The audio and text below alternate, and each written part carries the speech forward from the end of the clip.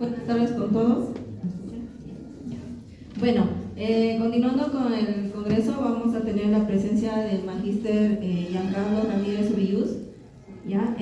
Con su ponencia de evaluación de un nuevo colorante ecológico derivado del pigmento del maíz morado para el uso del diagnóstico histológico. ¿Ya? Bueno, el magíster presente aquí es licenciado tecnólogo médico en laboratorio clínico, es egresado de la Universidad Nacional Mayor de San Marcos, ¿ya? Magíster en Ciencias de la Investigación, Epidemiología y especialista en histotecnología. Actualmente es director del Instituto de Histotecnología Eduardo Serrano y Ricardo Neira. Tiene una amplia experiencia en docencia, siendo docente en los cursos de epidemiología, histoquímica, histotecnología, y esta destacada experiencia en investigación, y es uno de los máximos representantes de histotecnología en RENACYT del Perú, que es el tema de investigación. Bueno, con ustedes les dejo al licenciado Giancarlo.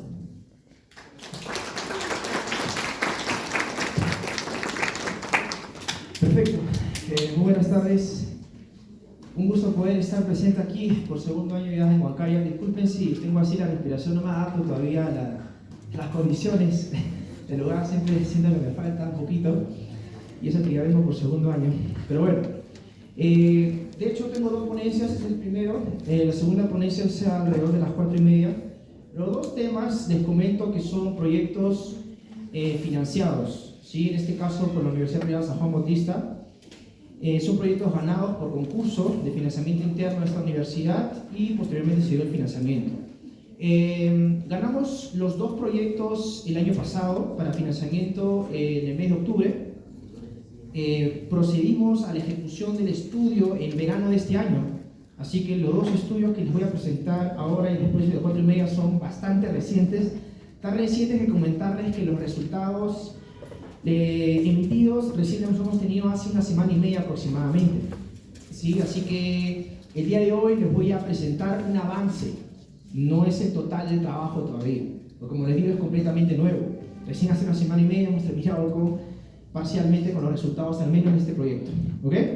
Listo, entonces vamos a narrarles un poquito acerca de ello. Bueno, para traer un poco vamos a hacer un contexto, ¿no? Porque sé que aquí de repente muchos de ustedes ya deben estar familiarizados con los términos de lámina histológica, ¿no? O términos similares, ¿sí? Entonces, para darles un contexto, en general, sí, para aquellos que todavía no comprendan muy bien este campo, yo tengo una enfermedad, sí, esta enfermedad va avanzando, por ejemplo aquí dolor de estómago, esta gastritis va avanzando, posteriormente se requiere algún abordaje, ¿sí? Un médico especialista me da un diagnóstico y me dice que necesita de una biopsia, es decir, un pedacito de mi muestra, un pedacito histológico que requiere sacar, ¿no? Para poder estudiar posteriormente, ¿ok? Entonces, eso es lo que nosotros observamos acá. Tenemos la biopsita obtenida, y esa biopsita, luego nosotros como profesionales tecnólogos médicos lo que elaboramos es esto, un bloque de parafina. Entonces, primero el contexto, ¿qué cosa es un bloque de parafina?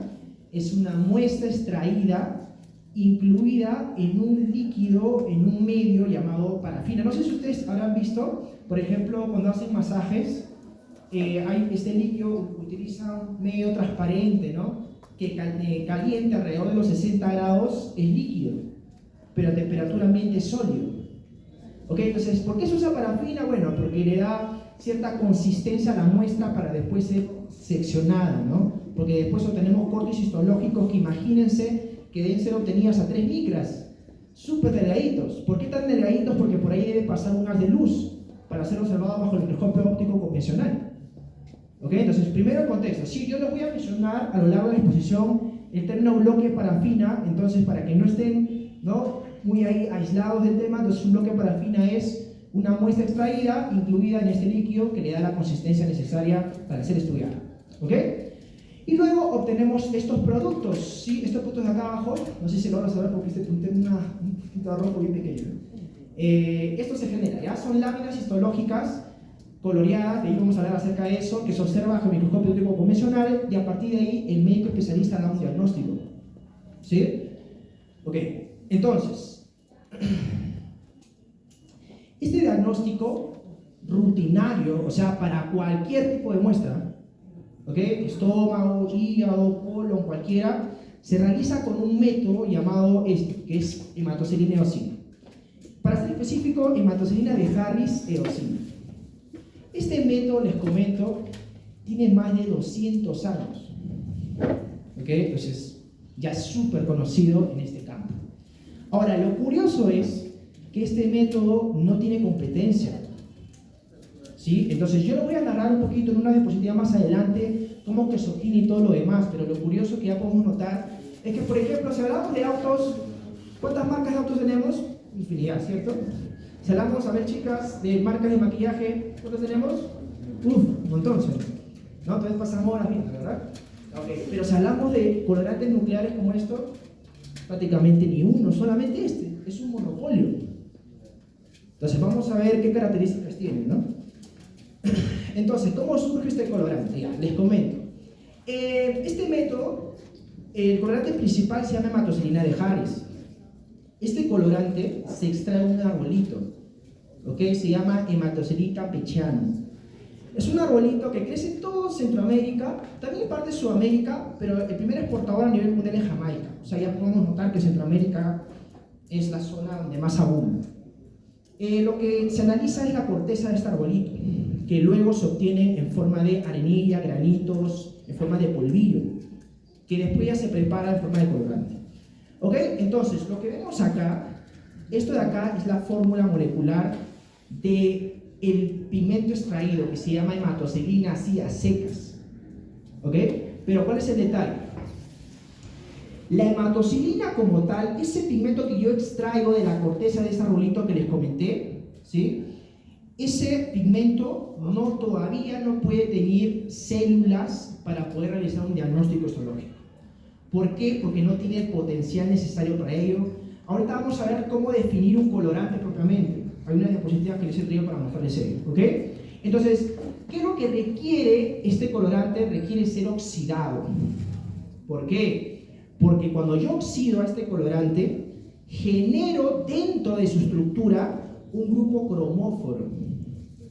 ¿Qué es un grupo cromóforo? Es una partecita, ahorita vamos a ver más ejemplos de ello, es una partecita del colorante que le da la capacidad de emitir un color determinado, por la absorbancia de un espectro de luz determinado, ¿no? Ya, pero la cuestión es, entonces, de que hay dos formas de poder oxidar esta hematoxilina. Los que pueden cultivar el arbolito en Centroamérica, extraen de la corteza, lo vuelven polvillo y lo dejan más o menos medio año oxidándolo al natural, oxígeno atmosférico. Pero tú le vas a decir al paciente, señor, en 6 meses regresa porque la hematoxilina está oxidándose. No, ¿verdad? Entonces, ¿qué hace la industria? Generó una oxidación rápida, sintética, a base de un reactivo llamado óxido de mercurio. Ya por el nombre, ¿qué pueden darse cuenta? ¿Qué características cree que puede tener este reactivo? Es súper tóxico, muy bien. Así te viste, ¿verdad? Ok, súper tóxico. Entonces, ¿alguien se ha preocupado por eso durante 200 años? Aparentemente no, es un monopolio. Es súper tóxico no solamente para el manipulador, para nosotros que somos los tecnólogos, ¿no? ¿Cuántos de nosotros usamos guantes? Y eso, porque igual las partículas quedan ahí. Después nos vamos, ni siquiera nos lavamos las manos, nos vamos a comer, ¿no? Vamos al restaurante, etc., ¿no? Claro, lo que ya hacen sus prácticas ya saben. Una cosa es la conocimiento en teoría de bioseguridad, a ver si lo cumple ese laboratorio, ¿no? Pero la cuestión es que es súper tóxico, no solamente para el manipulador, sino también para el medio ambiente. Porque al final, ese colorante que yo uso, ¿a dónde crees que después va? Al grifo. ¿Dónde llega el grifo? Aguas residuales, etc. El medio ambiente también es intoxicado. 200 años trabajando con ello. ¿Ok? Entonces, una vez oxidado se genera un grupo cromóforo. Y así como hay transformaciones en base a esta oxidación, cambia de nombre. ¿Ok? Esa es su fase 1. Ya no se llama hematoxilina, como les dije que se extrae el arbolito. Cuando ya es oxidado se llama hemateína. Y hay esto de aquí, miren. un grupo cromóforo, en este caso, bueno, ya vamos a ver, el grupo cromóforo más común es el grupo quinoide. Bueno, este puntero no señala muy bien, ¿ya? Pero son estas dos sesiones de acá que tienen estas dos patitas. ¿Ya? Yo siempre les enseño a mis alumnos que puedan reconocer el grupo quinoide por las dos patitas. Antes no tenía eso, miren. Eso hace una gran diferencia, sí, porque gracias a la aparición de ese grupo quinoide es que ahora este reactivo tiene color. Pero ¿saben cuál es el problema? Que es un colorante que inclusive tiene una carga negativa, o sea, tiene un grupo oxocromo, ¿ah? Ahí está el oxígeno negativo. Pero ¿sabes qué? Tiene un potencial muy suave para teñir. Y si tú presentas eso en un laboratorio, no lo van a aceptar, porque es muy débil. Entonces, al ser muy débil tiñendo, ¿qué es lo que se propuso hace 200 años?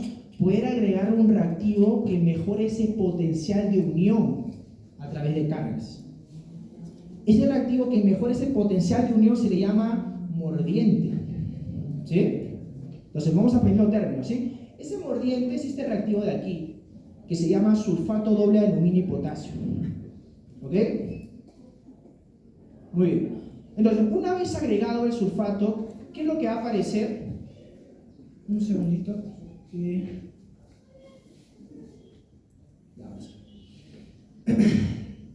El reactivo principal acá es el aluminio, miren. El aluminio le da esa carga positiva, esa carga global neta al colorante y ahora vuelve a cambiar de nombre, fase 2. Es como Goku. ¿Ok? Su fase 2. Fase 1, ¿cuál era? ¿Cómo se llamaba? Hemateína, muy bien. Fase 2, hematocilina, pero ahora, como tiene mordiente, se le llama hematocilina de Harris. Entonces, ¿ves? Por eso no es lo mismo, ¿ah? Una cosa, eso lo tomo siempre a mis alumnos en examen, ¿no? Una cosa es que tú le llames hematocilina. Por ejemplo, ¿usted cómo se llama?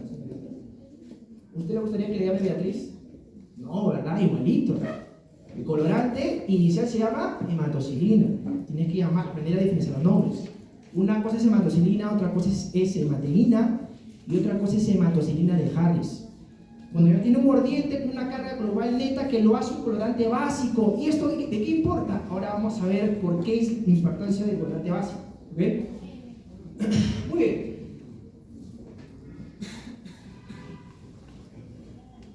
La pila, no sé si será la pila, pero ahí está. Muy bien, entonces tiene diferentes nombres. ¿Ok? Se le llama laca lumínica, hemalumbre de Harris, etc. ¿Sí? Muy bien, ahora, ¿por qué es importante esto, señores? Porque la hematocilina de Harris, que tiene una carga global neta, dijimos, de carga positiva o negativa. Tiene carga positiva de aluminio, tiene un catión, es un metal. Le da carga positiva, ¿ok? Entonces, ya Carlos, ¿cómo este colorante entonces puede teñir células? Porque, señores, les digo de que al final, si estamos en un medio acuoso, todas las moléculas pueden ionizarse. Por ejemplo, les comento que en el núcleo celular, ¿cuál es el componente principal del núcleo celular? Son los nucleótidos. Los nucleótidos están compuestos por tres cosas. ¿Cuáles son? Biología básica, base nitrogenada, azúcar pentosa, grupos.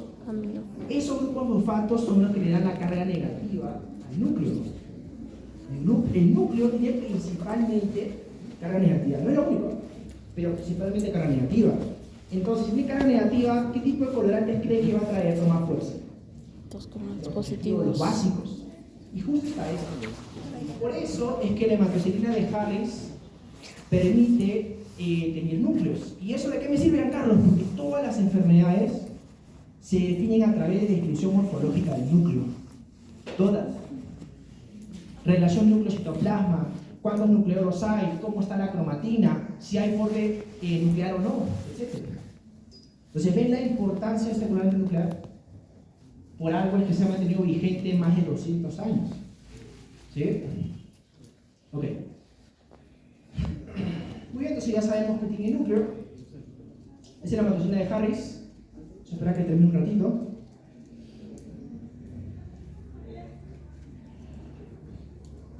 Ok. Entonces, acá está más o menos para que entrar en un contexto. Entonces, ¿cómo definimos un colorante? Pues ya, en este campo, ojo, estamos hablando del campo de histotecnología. Ya, para que todavía de repente somos estudiantes muy iniciales, ¿qué cosa, ojo, es diferente histología? No confundir. ¿Okay? Un histólogo es aquel experto que sabe la composición normal de los tejidos. Un anatomopatólogo médico especialista, lo contrario, lo anormal. Y un isotecnólogo que se dedica, nosotros somos los especialistas en las técnicas. ¿Ok? ¿Quieres demostrar glucógeno? Aquí tienes que acudir. ¿Quieres demostrar esta célula, esta molécula, etcétera? Nosotros somos los especialistas también. Entonces, el colorante es parte ya de nuestra rutina. Para ello tenemos que identificar un colorante. Entonces, un colorante como tal tiene 3 partes. ¿Sí? Hace un momento les indiqué algunas con la explicación de la hematocina de Harris, ¿no? Indicamos que había un grupo cromófono, ¿no? Que era aquel grupo de la estructura completa, ¿no? Aquella parte de la estructura que le da la capacidad de emitir un color. Ese es el cromófono. ¿Ok? El cromógeno con G es la parte colorante completa. Viene a ser el esqueleto completo. El cromófono una partecita, el cromófono todo el esqueleto completo. Y el ausocromo viene a ser aquella parte colorante que está cargado. Así como la hematocina de Harris tenía carga positiva, su ausocromo tiene carga positiva. ¿Ok? Entonces, acá yo enseño esta analogía para que lo puedan comprender un poco mejor. Yo siempre les muestro a mis alumnos con esta analogía. ¿Ok? Que es, tú tienes un faro en una isla. ¿Ok? Toda la isla, que está incluyendo el faro, ojo, toda la isla completa, la estructura completa, ese colorante es cromógeno con G. Toda la isla. El faro, que es la única parte que emite luz, un color, eso viene a ser el cromófono con F. Y el ausocromo, en este caso, viene a ser un puentecito, ¿no? Un puente que conecta la isla con tierra firme, que en este caso sería el puente, el nexo entre el colorante con la estructura celular a unirse. Así como la hematocina de Harris se unía, ¿qué? A grupos fosfato del núcleo. ¿Ok? No se olviden de ello. Ya, muy bien. Pregunta, ahora sí. Miren, todo lo que me cuesta dar un contexto, ya para hablar el mismo idioma. Porque somos pocos que somos de tecnología, somos muy pocos. Si acá hay tecnólogos médicos, ya deben conocer que somos muy pocos. De hecho, les comento que, no sé si sabrán, en el caso de Renacit, ¿no? Que es un reconocimiento que da con CITEC, que han demostrado conocimientos y experiencia de investigación, lo dan en diferentes campos. El que se está hablando ahora es el único tecnólogo Renacit del país. Y de hecho, no me siento tan orgulloso de ello, porque yo quisiera que fuéramos más. Pero lamentablemente no hay hasta el momento. Todavía yo trato de formar, ¿no? Yo he entrado a la docencia ya hace casi 8 años y trato de formar por personas que de alguna manera les puedan gustar y puedan continuar esa línea. Bueno, entonces vamos acá al contexto. Pregunta entonces, tengo chicha morada, ¿sí? ¿Les gusta o no? Ok. De casualidad me mancho. Veo mis deditos. Pregunta, ¿eso es un colorante? ¿Sí o no? ¿Sí o no? ¿Por qué están tan seguros? Pero no tiene Ya les enseñé mordiente. cómo definir un colorante. No tiene mordiente. ¿Qué parte será? No. Cromóforo, cromógeno, isocromo. ¿Y acaso ustedes, solamente viendo la imagen, ya saben si tienen las 3 partes? Ok, les comento que no. El maíz morado, el pigmento del maíz morado, que es una antocianina, no es un colorante. ¿Saben por qué? Porque una parte crucial del colorante es el ausocromo. El ausocromo que era la parte de la estructura que le permite unirse, pero de manera permanente, de manera estable. Tú te manchas con el pigmento, la antocianina, el maíz morado, ¿qué haces? ¿Sale o no? Ya, eso no pasa con la hematocina de Harris. A ver, manchate con la hematocina de Harris, trata de lavarte, eso no sale tan fácil. ¿Por qué? Porque eso es un verdadero colorante. Entonces, al pigmento, el maíz morado, no es un colorante, no sirve para poder teñir células, porque su color se va fácilmente con un lavado. ¿Ok? Pero si se dan cuenta, tiene un color muy similar, ¿no? En las imágenes anteriores que les presenté, el color del núcleo, ¿cómo era? Moradito, ¿no? Y el pigmento. Entonces ya más o menos, oye, esto podría funcionar. Pero el detalle es que habría que potenciar esa unión, ¿no? Para que el pigmento, la antocianina no salga, ¿sí? Ahora, entonces, ¿cuál es el problema? Ya les mencioné. En el caso de la hematocina de Harris, pues, El óxido de mercurio es el principal inconveniente. ¿Sí? Ya les mencioné que es súper tóxico, no solamente para el personal, sino también para el medio ambiente. Ahora, aparte de eso, es un producto externo. Tú tienes que esperar, y como es monopolio, te pueden cobrar lo que guste. Entonces, de hecho, un litro de matoxilina de Harris podría bordar más de los 100 soles. Y eso al final, a la larga, que ha ido de menos a más a través de los años, ¿quién lo carga? ¿El hospital? No. ¿Quién lo carga al final? Tú, el paciente. Es que al final que debe estar pagando gastos adicionales conforme cómo va yendo en el mercado con la importación de este producto. ¿Ok? Muy bien. Entonces, ese es lo principal y los inconvenientes. ¿Ok? Como no es un producto importado, no es tan accesible, tienes que esperar a veces la importación, y de igual manera el costo y la toxicidad. ¿Ok? Muy bien. Ahora, ya Carlos, pero parece tan sencillo, ¿no? O sea, ¿ustedes creen que yo he sido el primero en poder ver el color del maíz morado y decir, ok, esto lo puedo utilizar como colorante? No. De hecho, les comento que acá en el país ya ha habido 2 estudios previos. No solamente 2. Que de hecho han sido 2 tesis. ¿Ok? Ahí están los títulos, ¿no? Para que puedan buscarlos en el momento que busquen.